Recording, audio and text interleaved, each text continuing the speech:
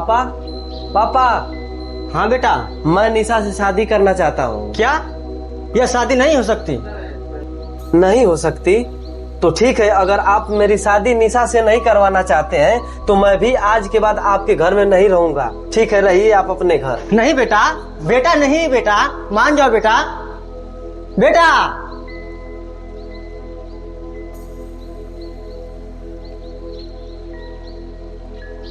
बेटा, आज इस घर से तुम्हारा बेटा नहीं गया, इस घर की खुशियां चली।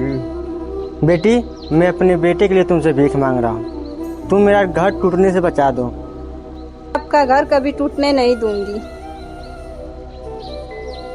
देखो निशा, मैं तुमसे बहुत प्यार करता हूँ और तुम्हारे ही प्यार पाने के लिए मैंने अपना घर परिवार सबको छोड़ दिया। अब सिर्फ तुम मेरी हो। ठीक है, पहले एक बार अपने घर चलिए। ठीक है, जब तुम कहती हो तो चलो एक बार चलते हैं। ठीक है।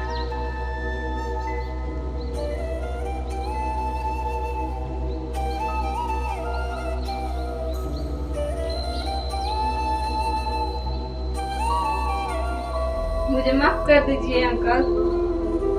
अरे बेटी, तुम क्यों माफी मांग रही हो? आखिर क्या हुआ है जो मुझसे आज माफी मांग रही हो? निशा, तुम ये क्या कर रही हो? तुम्हारे पापा मुझसे पहले ही मिलने आए थे। क्या? बोल रहे थे कि सच में तुम मेरे बेटे से प्यार करती हो तो मुझसे दूर मत करना। तुम्हारे पापा ने मुझे शादी से मना नहीं किए। उन्होंने सिर्फ इतना कहा था, पहले मेरा बेटा अपने छोटे भाई को पढ़ा ले, घर संभाल जाए, फिर तुम्हारी शादी कराऊंगा। मैंने सोचा कि मैं तुम्हें कहीं लेकर चली गई तो तुम्हारा घर का क्या होगा, तो मैंने सोचा कि तुम अपने परिवार से हमेशा के लिए दूर हो जाओगे। मैंने तुम्हें इसीलिए सच्चाई नहीं बताई।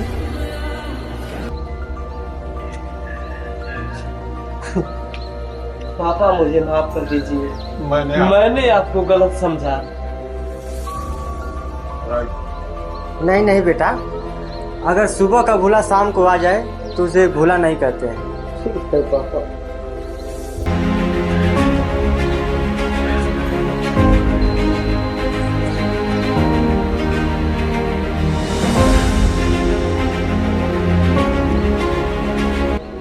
जिस लड़की को अपना घर बसाना हो वह दूसरे का घर नहीं उजाड़ती है, वह दूसरे के घर को भी अपने घर में मिला लेती है और वही लड़की सफल और कामयाब है।